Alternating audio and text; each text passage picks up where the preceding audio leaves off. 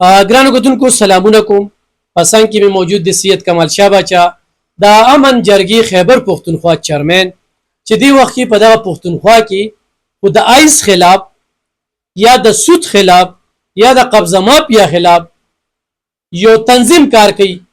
ناغه و ارزه کې امن جرګه مخکې وي. امن جرګې سره چې کم ټیم دی جهاتیان دي او دغه جهاتیان چې کم دي نو په دې جنگ په خپل سر اخلي خو د دې معاشرې نه دا ناسوري برایه ختمي او دې ته غاړه خودل ډیر ګران دي. نو خو په پښتونخوا کې چرته څوک د امن جرګې ملګرتیا کوي او دا غواړي چې یاره ما کې دا غیرت شته چې زه د خپل سیمې نه دا ناسور ختموم، نو راځي د کمال شاه باچا مټه جوړ شي. ګرانو کتونکو نه دغه وخت چې ما غست دي ناغه د انډیا او د پاکستان دغه شخړې والي سره په دغه کې امن جرګې مختلف زینو کې ریلیګانې وکړي یا یکجهته زارو کو اي خلکو پسې لاړل کم چې د ملک خلاف پروپاګاندا کولې چې دا وخت د سیاست نه دی، دا وخت د طرفګنو نه دی، دا وخت تاسو د پروپاګاندا نه دی، دا وخت د یو والی دی. او دغه کمانډر چې کوم دی کمال شاه باچو زنن مردان تراغلم ضروري مې ګڼلې ده چې هغه ته خراج تقصیر هم پیش کوم چې یقینا په دغه حالاتو کې ډېر مهم رول ادا کړ او آینده اصلاح عمل دی. بچا صاحب ډېر زیاته مننه د شخړې ته په کم نظر ګوري او دا مودي عجیبه خبره کوي یا د سنتاس معاهده ده او به بندومه دونه تیارې مې د لرا غرزولي دا مې وکړل او لا اوس وی چې ځوانانو تاسو را یوځای شئ زما ملګری شئ کې ما سره ګولې شته ګولې مثال داري چې کمی میزایل دي یا کمی تیاری دي دا ورته پاکستان ورخو د څه وایته. بسم الله الرحمن الرحیم. ډیره مهرباني الف خان شرپو صاحب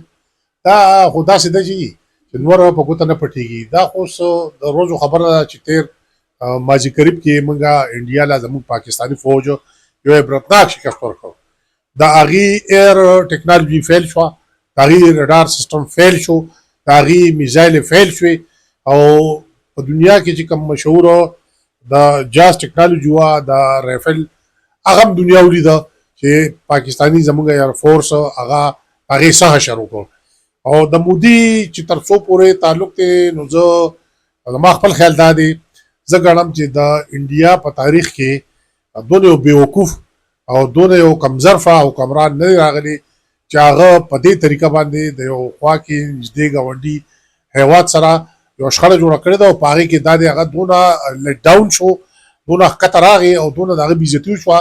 چې په خپل پارلیمنټ کې دننه هغه پس خلک چغې وایي، دننه په خپل ملک کې هغه پس خلک چغې وایي. او زه خو دا وایم چې زموږ پاکستاني فوج دا دنیا ته وښوله او نن تاسو وګورئ په دې ریجن کې چې کوم اوس نوې الاینمنټ روان دی، نوې لګیا دي اتحادونه جوړیږي، نو دا هم د دې جنګ نتیجه ده چې چاینا سره زموږ فرینډلی ملکو زموږ ښه تعلقو زموږ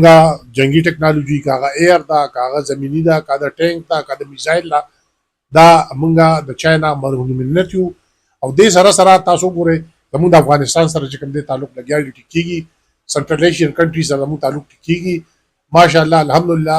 روس سره زموږ تعلق هغه شان نه دی چې مخکې څنګه وو او زه دا ګڼم چې دا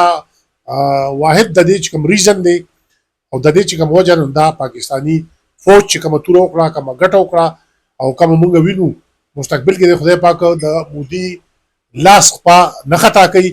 او کلاس په خطا شو لکه زه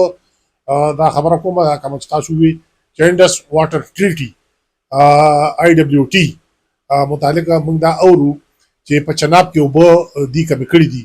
او دی دا انټرنیشنل چې کوم لاده د وبو او کوم ټریټي زموږ شوی دا نو دا دغه وایلیشن کوي او زه به دا وایم چې دا هم د وبو د جنگ ابتدا دی کوي نو خدای دې د لاس په نه خطا کوي که چېرې داسې وشو نو زما پوره یقین دی چې پاکستانی فوج سره د الله تعالی امداد دی.